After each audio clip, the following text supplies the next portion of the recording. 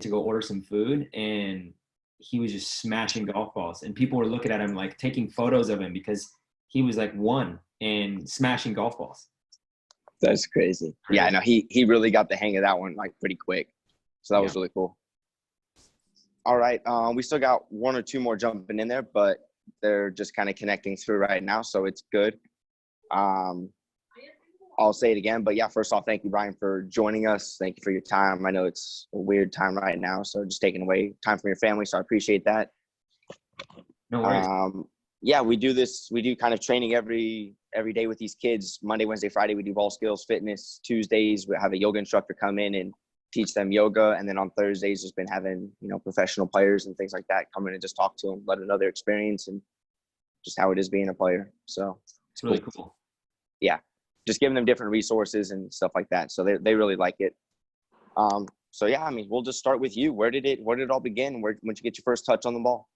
I was 3 and my uncle started playing soccer with me in the backyard, and it was like it was what I wanted to do. And he was really, really good. He was like the best player in the state. He went on, he had some professional options to go overseas at a really early time, in like the 80s. So, he ended up not doing it. He got in a little bit of trouble, but he was my inspiration to start playing. And my grandma, she made sure that I was playing on a regular basis and signed up for all these different leagues. And then it got to the point where it was like, I need to sign up. I need to like really play some recreational soccer instead of just in the backyard. And my mom and dad became my coaches. And I didn't lose a game from ages 4, 5, 6, 7, 8, 9.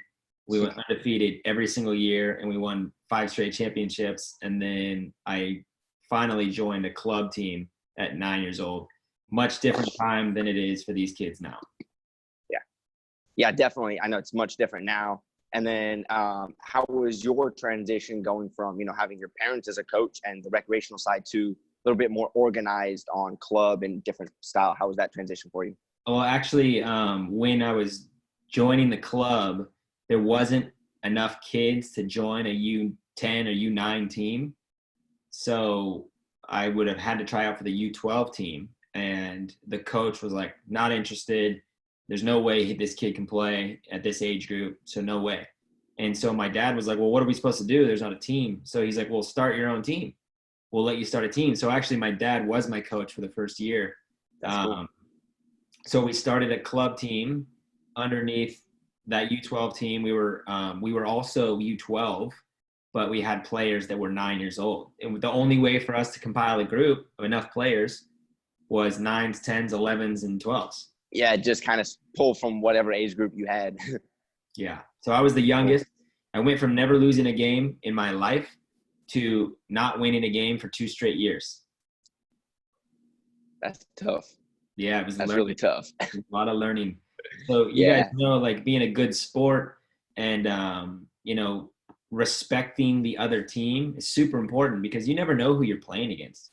You might be playing against somebody who's like the next Landon Donovan and you don't know it. And, we were getting beat left and right in my club years, but I was 3 years younger than the age group. And then when I was 2 years younger, we were losing every game, but we were losing games like 1 or 2 goals instead of 5, 6, 7, 8 goals. I mean, the first year we got dominated. It was embarrassing, but we still tried. I think we only scored 4 goals like in the whole season in 30 games. And then the next season we scored probably 20, 25 goals. But we still didn't win a game. And then the next year we were playing U12s again, but we were all like, we started pushing out the older kids and bringing in more kids and the right age. And then we went undefeated. We won a state championship. So no, that's huge. It's a little progression. Like you said, it was just step by step by step. But I think your experience of playing, with the older group really helped you with the experience of getting up there and saying, okay, you know what, this didn't work. Let's try it this way this next year. Okay, this worked, but this didn't. What can we tweak to make us that much better? And, it was just kind of trial and error for you, like you said, until you got to your own age group, which you were supposed to play in, and you kind of dominated. So that's really cool because, I mean, here at the academy, we do trainings where we have kids that are 7 years old playing with my 10, 11-year-olds just because, you know, they need the challenge and they can hang with them physically and stuff. And they get frustrated because they can't touch the ball or they're getting beat. But it's like just knowing for them, it's going to make them better down the road. Oh, absolutely. You know? And the best part about it is like the older girls and boys that are training with these young kids, they're teaching. They don't know it, but they're teaching. I love doing group training sessions where I have different skill abilities or age groups. And, you know, when you go and do a demonstration with 4 kids, then even if they're the same age group, you do the demonstration and they're like, oh, you can do it. Obviously, you're the coach. But when they see one of the other players getting it, then they're going, oh, now I can do it because she can do it or he can do it. And then they start to get it, and then they get better at it, and you get better at it, and you do it faster and more efficiently.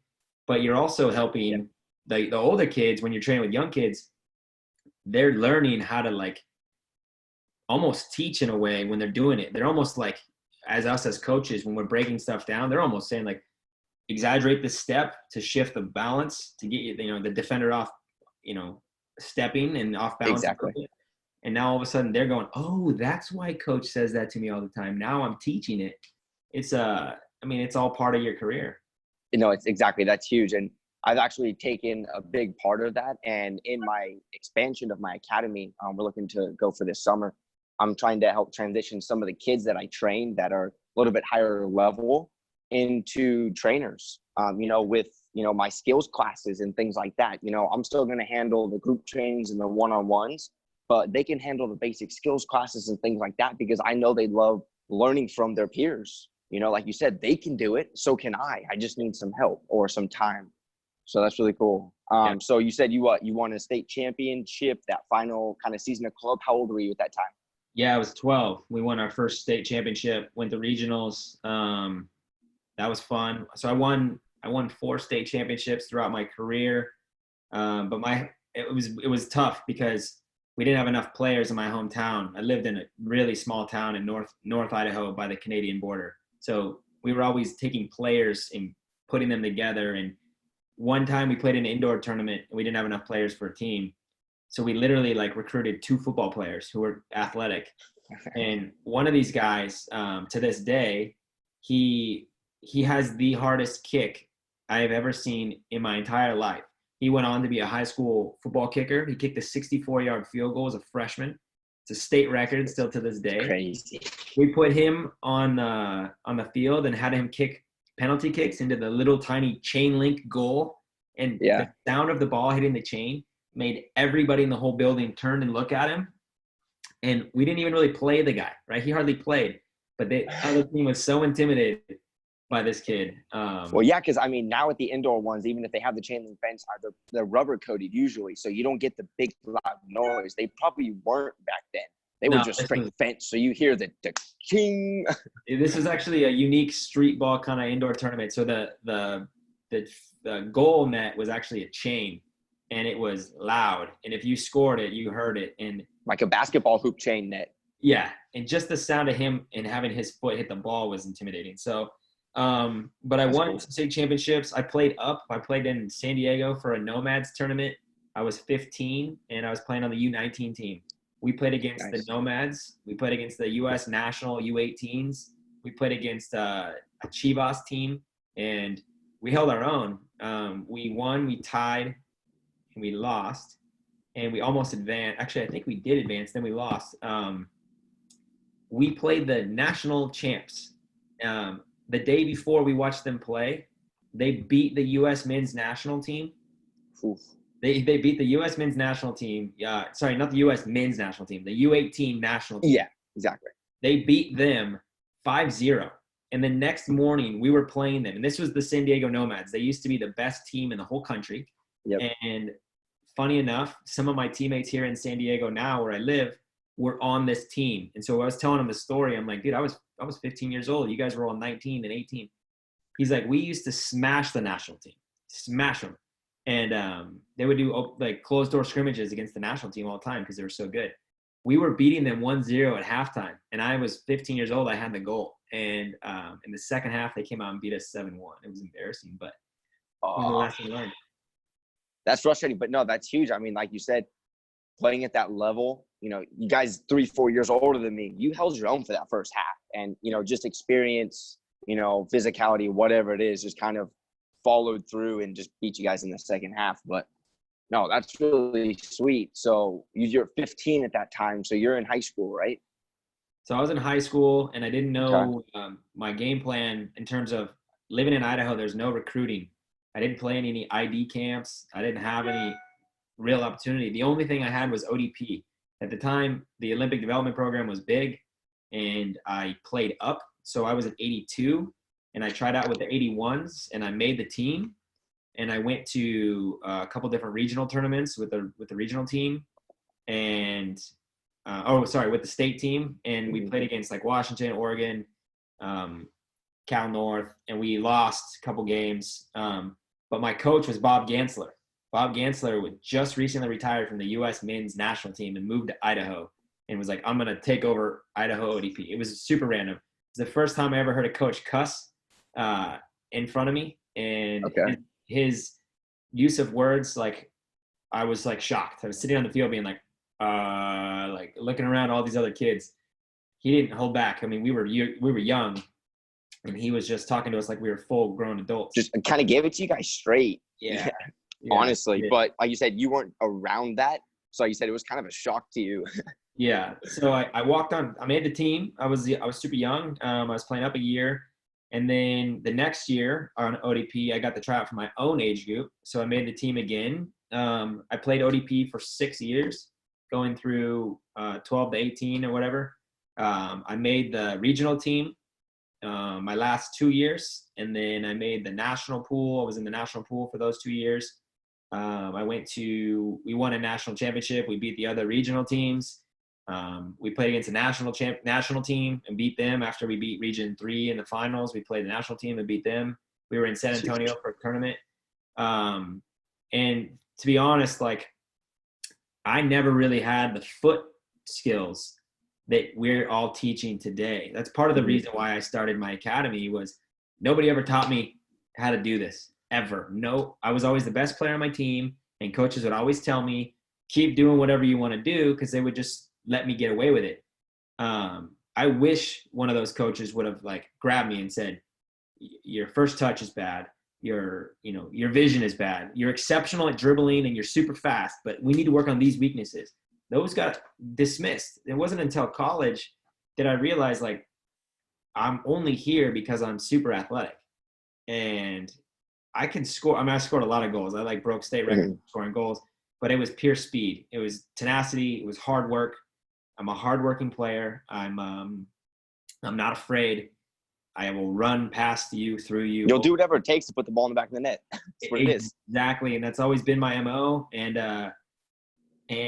I wish somebody would have just kind of helped me, along the way, and just give me some footwork and some advice. But we didn't have that when we were kids. My coaches were all volunteers until I was, in high school. So ODP was an eye opener. I got thrown on the line and had a race against top recruits in the country. Marcus Story, I think Beasley and Donovan and those guys were all on the national team, so they weren't at the tournament, but it was all the best players in the country. And I don't have a team. I don't even have a scholarship. Everybody there has a scholarship except me. They're all talking, I'm going to Wake Forest, I'm going to Carolina, I'm going to UCLA, I'm going to Stanford, I'm going to UW. And I was like, yeah, I don't know yet. And so it was crazy. I just hadn't been recruited. And so they put us on the line and made us race. And I smoked everybody. And like, I was the fastest kid out of all the players. They had jump on the line to see who the fastest kid was. And I dominated. I was like 6 steps ahead in a 60-yard race. And so they were like, this kid doesn't have a scholarship. Like, the coaches were saying, like, where are you going? I'm like, I don't know yet. They're like, okay, that doesn't make any sense. They're like, wait, have you not made up your mind on where you're going? No, bro, I didn't have any options. Nobody. Exactly. Like, no one came to me yet. Yeah, nobody had seen me play. ODP is the only way. So after that, I had an absurd amount of contacts. UW, Gonzaga, Oregon State, Sac State, Portland, like all the Northwest all of a sudden knew about me. I think a couple of my ODP coaches were telling people like, yo, I don't know what you're doing with not recruiting this kid, but we've never seen anybody like him. And so I got scholarship offers. I ended up taking a scholarship to Oregon State, play for the Beavers. And that was awesome. Like when I finally got that paperwork and like signed it and I knew where I was going, like that was me telling my mom, like, I told you so. This is what my goal was. Here I am. And I never had a job in high school because my whole focus was soccer. And so my mom was basically saying, like, you got to make it. You got to figure out how to make it. And that was finally me being like, oh, I did it. Like, I got it. It was interesting. I was at a regional tournament representing the state. Our state team won. And our club team won state. And we were in Albuquerque, New Mexico for a national regional championship. We're playing against Hawaii. And the Oregon State coaches came to watch a player from Hawaii. And their scouting report on him was he's super fast and like he's very athletic and he can score goals and he's dangerous with the ball at his feet. And he was on the wing and I was guarding him and I killed him the whole game. I dominated him. I was wearing brand new Total 90s. Edgar Davids had just put them out. They were black and orange. I just felt fast in them. I mean, I was fast, but I felt fast in them. I mean, you feel good, you play good, right? I felt like when I put those shoes on, I was like, oh, these are going to score me some goals. And it was the first time I'd ever worn them. And I dominated this kid the whole game. And the coaches with the scholarship packet in hand were supposed to give it to that kid that day. And they told me later on that they had a conversation and they said, we can't give this to the kid that we came to recruit. We got to give it to the kid that just mopped up that just shut him down. We got to give it to him. You praise this guy, and then now he came in and just almost one-upped him. Like, so my point there is one game in front of the right coach is what got me my full scholarship to college. One game. Well, the thing is you didn't even know they were coming. They weren't even going for you. Right. It's, what if you were like, oh, dude, I'm not feeling it today. I'm just going to half it, whatever, blah, blah, blah. Yes. But it's just going out there with, your killer mentality of I'm just going to do every single time, no matter who's watching. Yeah. So that's huge. Yeah, that was that was always my attitude, right? It's like, you never know who's watching you. Nope. As my professional career has gone on, I kind of took it as it was always fun to play on the road because I'm making new fans while I play in front of these guys. Like, these fans are here to root on their team. And I'm playing against their team and their favorite players, but I'm going to earn their respect. And I'm going to earn I want to put them on notice on me. and I used to love that. I used to thrive for that. I wouldn't try to make the crowd mad, but after the game, it was amazing how many fans from other teams would tell me that they loved my work ethic, my attitude. Like, I don't argue with the ref. I don't commit dirty fouls. I don't cheat. I'm not doing anything that's not of the game. Mm-hmm. I'm just playing. I'm just balling, and that was always my thing. As I got to higher levels and higher levels and higher levels, it was always kind of something where I'd walk out in the stadium, I'd look at the fans, and I'd be like, this is inspiring. This is what I'm gonna show these guys right now that I'm gonna be the player to watch today. So I used to kind of put that little mental note in my brain, and then as soon as the first whistle would go, I'd kind of close my eyes and national championship. We'd hear the national anthem or something like that. But in a regular game, you wouldn't hear the national anthem. So you got 5-10 seconds to collect your thoughts and pump yourself up and say, like, it's game time and I'm ready to go. And you give yourself that little message. What do you think is a little bit harder, having kind of that no break, kind of just going from bench to kickoff, or having the national anthem and having people talk and doing the walkout? Because I feel like that's kind of a buildup. You're like, hey, let's just play already. I've gotten used to it now because they play the national anthem before every game. And a lot of times we play international teams, so they play 2 national anthems. And it gets to the point where I'm standing around from warm-ups to going into the locker room, getting the final talk, to getting announced, to going on the field, to hear the national anthems, to finally starting. It's 35, 40 minutes. I'm not even warm. And so it's like more sprints, more running, get warmed up again, stretch, don't pull a hamstring on my first shift. It's like, so I would much rather just walk out and play, but in the professional level, you just don't get to do that. Yeah, exactly. You don't get that luxury. So that's cool. So you go to college, like you said, it was a great experience. Like first off, putting that pen to paper, signing your letter of intent, that's huge. And like you said before, you kind of went there with no extra training. You know, you just did what you did. And Yeah. that's kind of, I mean, my story. I went to Concordia in Irvine, so nothing too big, but I went there with no extra training. I played a couple of years of club soccer. I was in the pool for ODP, so I didn't even play ODP, but I was just lurking on it, and I still got a, college scholarship where I wanted to go. So it's like, this academy, it's what can I provide these kids with just extra touches? How far can they go with that? So that's really awesome. That's the point. And that's the whole reason I built my academy, much like what you guys have going on up there, is teaching it the way that we didn't get taught, right? Delivering the message that we never got. If I would have had somebody like myself or yourself in my corner when I was a kid, like, who knows? Maybe it would have taken me further. I don't know. Like, you can't change like the past, but Nope. we could definitely alter the future. And by helping these young players, focus on what their weaknesses are. Don't be afraid to strike a ball with your left foot. In fact, encourage it. Go out to the field and strike 20 passes, 20 shots, inside laces, outside.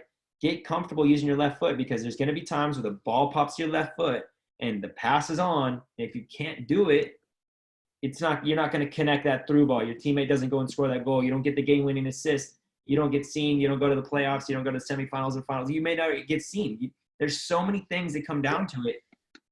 If you're putting in the time, good things will come. Definitely. Yeah. So we'll kind of just speed it up just a little bit. So you get through your college experience. Real quick, recap that. How was that for you? Yeah, so Oregon State was epic. I met some of my best friends. When you go to college, you meet your best friends for life. I met my wife. Everything about Corvallis, Oregon was, amazing. And unfortunately, my team had some tragedy. My best friend passed away over Thanksgiving break in a car accident. That was rough, but it definitely shaped kind of our team and our focus. Oregon State had never made the NCAA tournament, and we made it 2 years in a row, my junior and senior year. And that was like huge for our whole organization. Just a huge step for, like you said, the whole program. Yeah, the whole program. And if Joe hadn't passed away, Joe would have been in the MLS or further. He was Pac-12 Player of the Year as a freshman, or Freshman of the Year. He was arguably the best player in the conference as a freshman. I think they didn't give him the award because there's a few other people at Stanford, UCLA, and even our team that maybe could have. And it's like, hey, you got a couple more years to still win it. He's going to win it eventually. But then he passed away his freshman year. Tragic. And we tried to replace him. It was impossible to replace him. But of our starting 11, every single player went professional, even several of our bench players. I mean, between the 25 guys on the Oregon State squad my junior year, 20 of them made it to the professional level. And probably the other 5 aren't, because they may be injured or just chose a different path. They literally just kind of burned out, and they didn't really want it. Exactly. They probably could have had it too. The thing is, like, we were an exceptional team from the goalkeeper to our forwards. I mean, we had Alan Gordon, played for multiple teams, MLS, played for the Galaxy for years, sat next to David Beckham. He's in David Beckham's book. Robbie Finley also played for Galaxy, played for Salt Lake, won an MLS Cup, played with some great players, played on the national team with Alan. Ryan Johnson, Jamaican national team, like one of my boys. Brian Jordan, MLS Galaxy for 10 years. Like, I played for Houston. I played for Portland. Those are just to name a few. Our goalkeeper went on to play for Dallas and then retired, like, because he just wasn't interested. He was so good. He knew he was so good. He should have stayed on it, but he wanted more in life. He wanted money, and soccer didn't necessarily pay. Yeah, you can only go so far in it. Yeah, for sure. That's awesome. That's really amazing that, like you said, pretty much your whole squad went pro. So getting towards the end of now Oregon State, what are you doing? What do? You go pro. How does that happen? Yeah, actually, it's a good story. I didn't get recruited, I didn't get drafted. Yeah. It was a crazy story. I was invited to the draft, or to the combine in Florida, which they no longer have. And for the first time in history, the Portland airport was shut down in January or whatever it was. It was the worst storm ever. I'm on the phone with the airlines. They're saying, yes, your flight is going out tomorrow morning at 6 a.m. I'm trying to drive up from Corvallis with a two-wheel drive, front-wheel drive little car. There's no way I'm going to make it. I'm the only person on the whole road. The whole road. It's like 2:00 in the morning. There's no way my flight's going out. But the airline's saying, yes, I get to Salem, Oregon, and the Interstate 5 was shut down. They're like, you can't get to Portland. So I'm thinking of back roads. I'm trying to figure it out. Ultimately, my plane didn't go out. The airlines were shut down. I missed. I would have sat in the airport for 3 days, so I missed the combine. So I didn't get the opportunity to go show myself. I was really mad about that because I was in tip-top shape and I was ready to go and smash the 40-yard dash record. Like I said, just to prove what you got, prove what you've done before, you know. I wanted to do that combine and I wanted to go run against everybody and I wanted to show everybody that I was the fastest kid in the country. Like that was my goal. And I had been working hard for it and it was taken away from me. So I kind of was like, what am I going to do?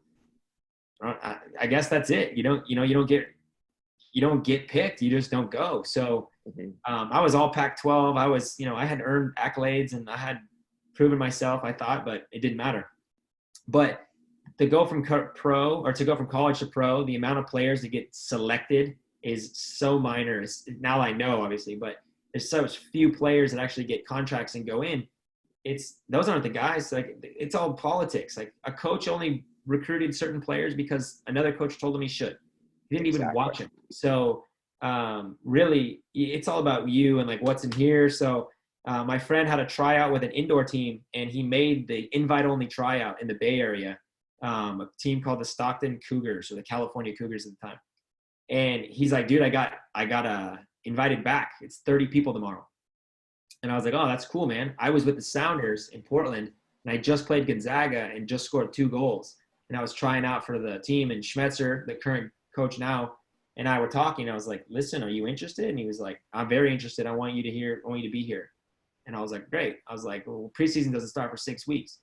Like, hey, there's an indoor tryout tomorrow in Stockton, California. I'm thinking about going down there. He's like, don't go down there. Just stay here. He's like, I want to see you play again tomorrow. I'm like, listen, you've seen me play. You saw me score 2 goals. Like, if you're interested, you're interested. If you're not, I need to go see if I can get something else going. So I jumped in the car and I drove all night. I stopped in Corvallis. I grabbed my indoor shoes, drove all the way down to Sacramento. I slept in my friend's driveway, and then he drove me to the tryout first thing in the morning, and I showed up unannounced. The day before, I had called the assistant coach and said, can I come try out? And he said, nope, we don't have a tryout. He lied to me on the phone. Straight up lied. We don't have a tryout. So I showed up anyway, and I spoke to the head coach when I got there, who's Troy Dyack, played for the Earthquakes, played for the national team. And I said, I drove down here from Seattle last night. Can I try out? And he was like, sure. There's 30 people plus me now. And at one point we were all warmed up, and we broke up into 4 teams of like 7. And he basically was like, winner stays. You score 2 goals, you stay on the field. You give up 2 goals, you go and get in the back of the rotation. And at one point, my team got on the field, and we won like 11 games in a row, and I was just scoring. Kind of like flying changes to a degree, where it's like you score, you stay on almost. Winner stays. Yeah. And we would tuck 2 goals, and we had 2 subs essentially. And so we were trying to rotate our guys, but at the same time win the games, and we dominated. And at the end, I knew I did pretty well, but at the end, the coach came up to me and was like, hey, do we have your information? I was like, no. And he's like, well, we need to get it. Okay, cool. So I gave him my information, and then I left with my friend. And then a week later, they called me and said, we want to offer you a contract. I said, cool, I'm in. I got nothing else going on. So I took the contract. I called the Sounders and told them I was going to play indoor for the season prior to the USL. And he said, all right, well, when the USL time comes around, be ready. I was like, I'll be ready for that too. I'll go from indoor to outdoor. In the middle of that first season, Minnesota saw me play. And so Minnesota United at the time was Minnesota Thunder. They offered me a contract. So after the indoor season was over, I went and played outdoor in USL. I ended up leading. So I got all rookie team in indoor. And then in outdoor, I led Minnesota Thunder in goals and assists and obviously points. I got offensive player of the year, all league. And then from there, I was on fire. I was indoor, outdoor, indoor, outdoor. And the Earthquakes asked me to come play in a couple reserve games. So I played in 2 reserve games, and then Earthquakes folded and moved to Houston. So the next year, I was playing in Minnesota still that was during that year. Houston calls me and says, would you like to come in for a reserve game? I'm like, yeah. So I fly to Houston. I'm like just out of indoor, so I'm still fit and from indoor shape, different kind of fitness. And they throw me in like the 70th minute. I'm sitting on the bench in the 65th minute thinking, I'm not even going to play. Like, they didn't even bring me down here to play me. Like this, I'm going to tell my friends I didn't even get in the game. So that was going to be like embarrassing. So he calls my name. He said, you ready? I'm like, yeah. I do a couple sideline jogs. I get thrown in. Ball popped out of bounds right in front of our bench.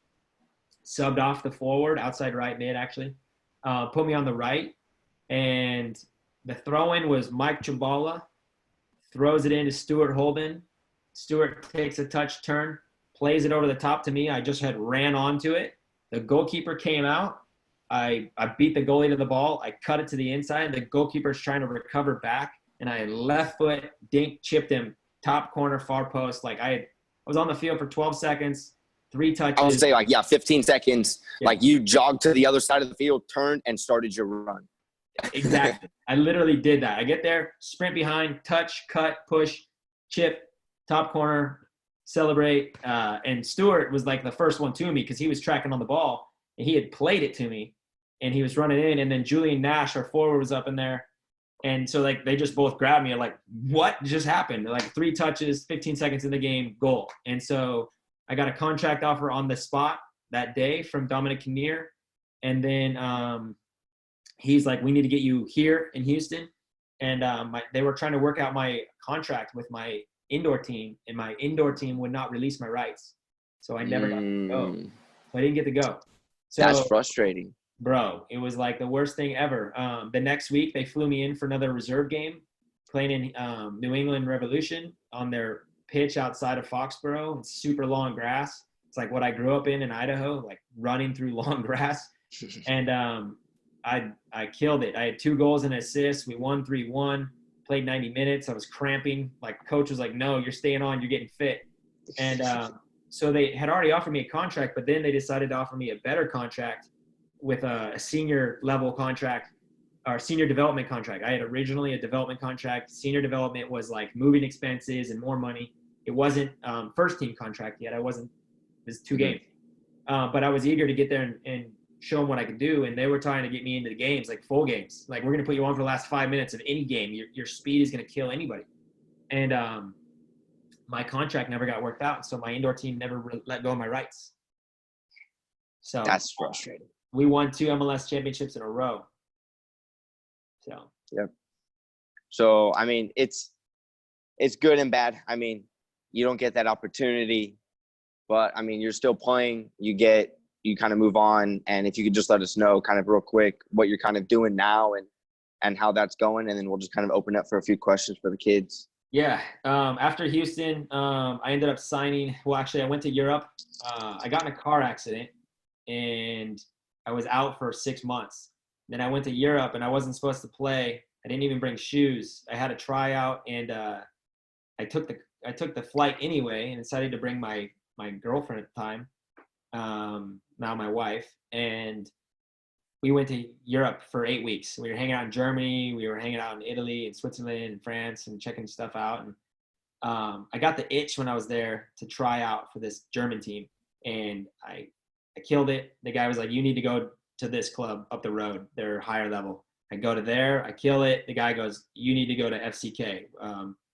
FCK they've bounced in between first, second, and third level over the last 10 or 15 years. Mm-hmm. And so it's FC Kaiserslautern, and they're a big team. They've been in the top level.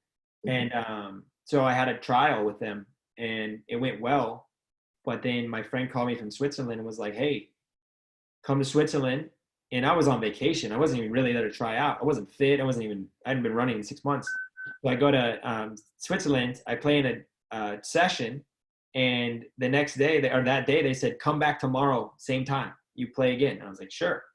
And we all show up and we load up in cars and we drive up into this mountain in Switzerland. And we get into this. I'm like, where are we going? We're going to a tournament, preseason tournament. And we end up playing against a team in Switzerland that I didn't know, but it's the championship game of this preseason tournament. And the winner wins 10,000 euros on the tournament. And so I told my wife, or my fiance at the time, I said, listen, don't expect me to play much. They're going to probably just throw me in for maybe 10 or 15 minutes. Depends on the score, depends on anything. Like, they've only seen me play for an hour and a half. I get into the locker room and they flip up the board. I'm in the starting target forward, which is not my favorite position. I'm an outside mid, and I hit the post. I hit the crossbar in the first half. I stayed on, and I ended up getting the game-winning assist in the 85th minute.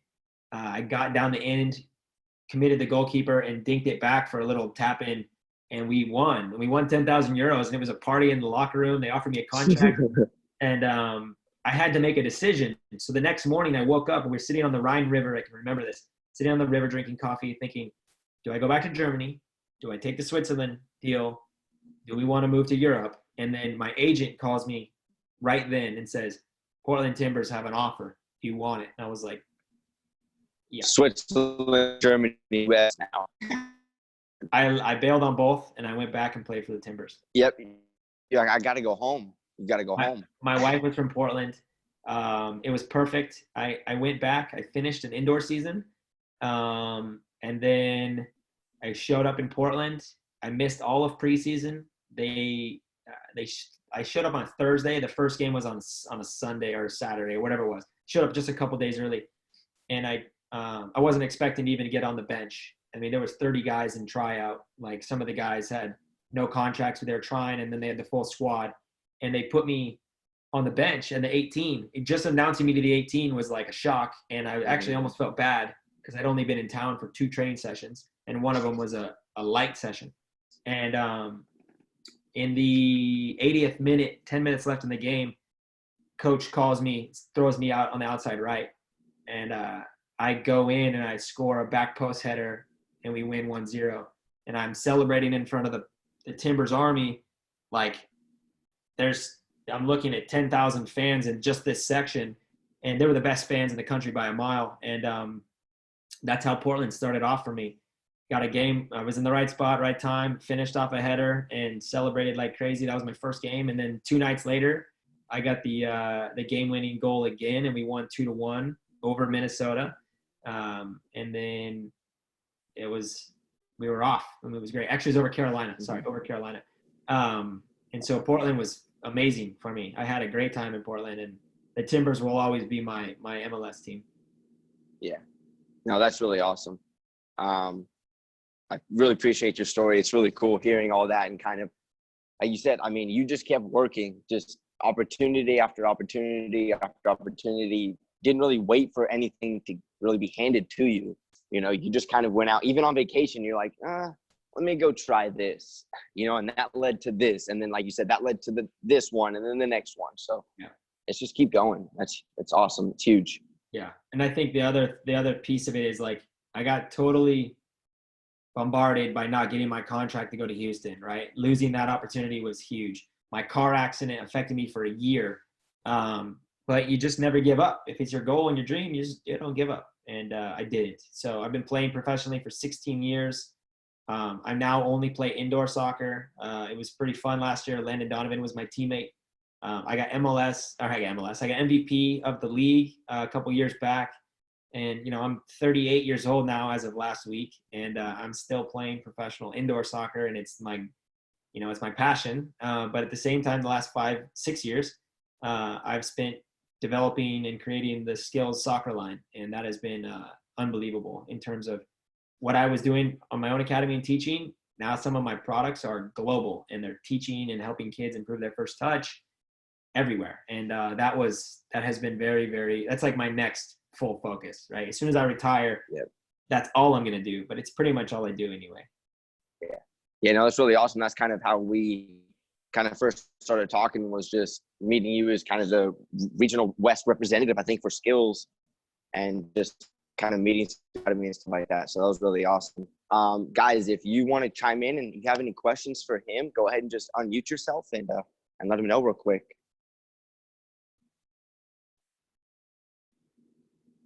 Nothing? Landon looks like she's getting something. She's talking to her mom, maybe. I'm going to ask you something, though. What do you think the biggest difference between indoor and outdoor is? Because, I mean, here at the academy, we have a smaller space where we play pickup games, and it's 3v3 quick touches the entire time.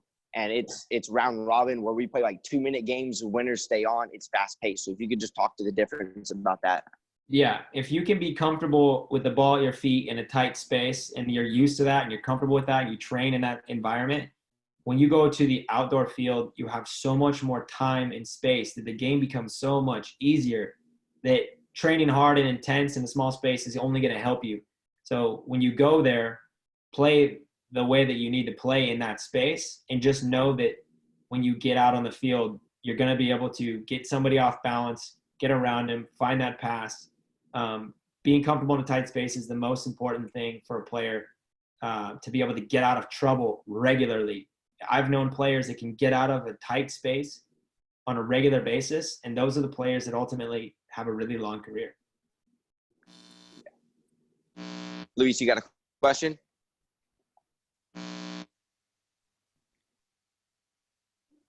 I don't think your audio's on, Luis. Check that. We can't hear you.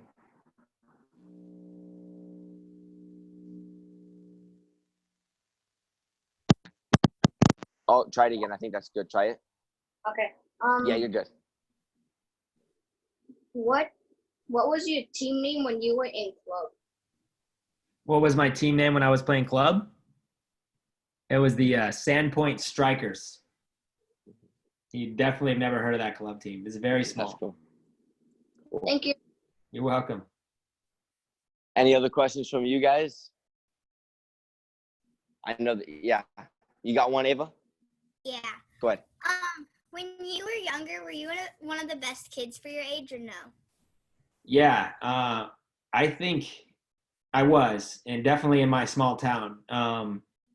What I've been trying to teach my players when I coach them and when I was coaching them on a regular basis is the best players are always the players that are going to continue to go, right? Every one of my professional teammates now can tell you stories about how they used to score 6, 7, 8 goals when they were kids, and they were always the best player. But what my point is they might be the best player in that little club or that little rec space or in their area, but they got to think bigger. They got to think way bigger. And you got to compare yourselves to kids in your county, in your state, not just in your club. And then after you get to that level, you expand to your region, in your nation. After you get to that level, you keep going and you never get content. So yeah, I was always one of the better players, but again, it was a downfall of mine because my coaches never gave me criticism. And if I don't get criticism in any way, I'm not getting better. I just think I'm the best player all the time. And that's what They happened. just kept highlighting what you did well. Yeah, they never made me work on my weaknesses, and they kept defending me to say, like, well, you're going to start, you're going to play, you're going to get all the games, all the minutes. And had somebody just started telling me at an earlier age to work on my left foot earlier, I would have, but I didn't know. So I was always thinking, well, I'm the best player on the team. I don't need to work on anything. But that was not true. Landon, do you have a question? Unmute yourself real quick, okay? There you go. No one. One sec. So, one sec, my brother's coming. No one, please. Go. Okay, so when you play, when someone's playing dirty on you, what would you do when someone's trying to like push you or something? That's a very interesting question. And I think I have a unique perspective. I don't play dirty until somebody plays dirty on me. So let's just say I get elbowed once in the game. I look at the guy and I'm like, maybe it was an accident. Maybe he didn't mean to. Maybe he's out of control. He ran into me. If I get hit a second time then I give a warning and I say, that's twice. You get no more. Like, you get no more free hits on me. And then if the guy's coming in for more, I give it to him. But I'm normally genuinely straight up. I will play you fair. I won't pull. I won't do anything. It's just not in my nature. I wasn't really taught that either. Until somebody makes me really mad, then they get that side of me. So I would say don't start the game off with that mentality. Yeah. But if somebody's going to bring it to you a couple times, you can give them a warning and then you can do what you need to do. But that's just my perspective. That's awesome. Yeah, pretty much. I mean, you don't have to go out there and be an enforcer. Just don't get pushed around pretty much. You know, that's what I tell my kids. Like, you don't have to be a bully, but just hold your own pretty much, you know. Don't be pushed around, all that stuff. So that's awesome. Yeah, and the fun thing about that is when you're playing against players that have that mentality and they do the little extra gamesmanship pieces, you can get under their skin very easily. And those are the players that are below their top way faster than anybody else. If you can keep your cool and keep your composure, it also depends on who you are as a player. If Landon, if you play better angry, find fuel to make you play better. I play better angry. I play genuinely too nice, and it doesn't help me until I start to get mad. And then when I start to get mad because somebody, elbowed me in the face, then that's when I really I don't care any longer about their perspective of me as a player. I'm going to win, and I'm going to win at all costs. So that doesn't mean pulling and like kicking, but that means like I haven't within the laws of the game. Yeah, of course. I'm not like a pulling kicking player. My coach always tells us how we're playing too nice, and like so then we go like, and then we're like, no, Mr. Nice anymore.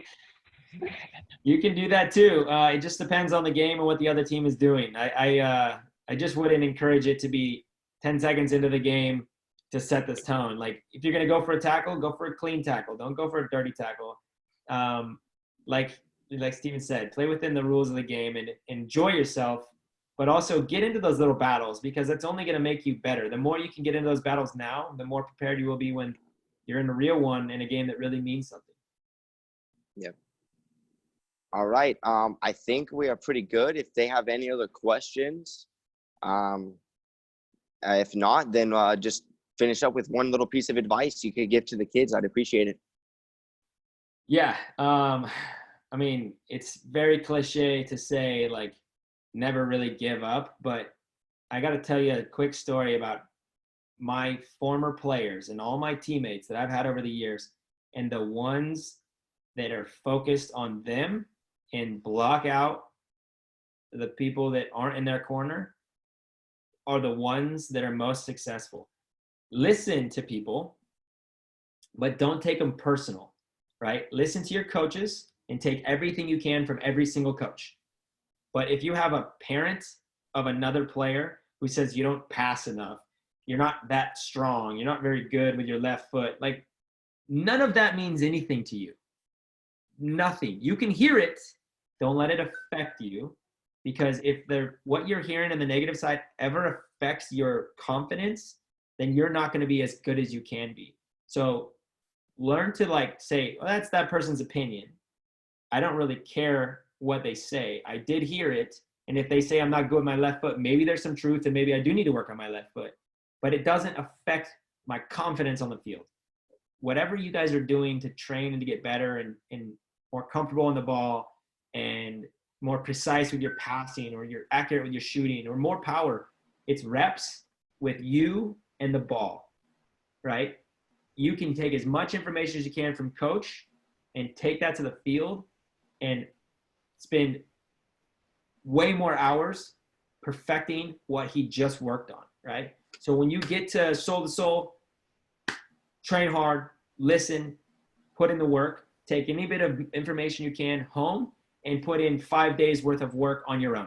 Until you see him again, keep doing that. Those are the players that make it to the top. Those are the players that get college scholarships. Those are the players that win awards. Those are the players that ultimately have their dreams come true. raise your hand if you want to get a college scholarship. Right? That's exactly where I was when I was your age. In fact, if I didn't get a scholarship, I would have never gone to college. So you have to, if those are your goals, nobody can stop you from your goals. The only person that can stop you from your goals is you. And if your parents are sending you to Stephen and you're getting weekly training, you're so much further ahead than where I was at your age. It's light years ahead, like light years ahead. You're getting technical training that I wish I would have had. If you can totally achieve your goals of getting a scholarship, if you stay focused. Yep. Yeah, no, that's awesome. I really appreciate that last piece because that really kind of highlights what we do and just kind of what we're striving for, just to get them to whatever level they want to be. So I really appreciate that, guys. If you want to chime in and just say thank you to Brian real quick, that'd be cool. Thank And you. then, yeah, Brian, you can go ahead and step out. Sounds good, bro. Hey, feel free to hit me up anytime, man. Yeah, thank you, man. I appreciate it.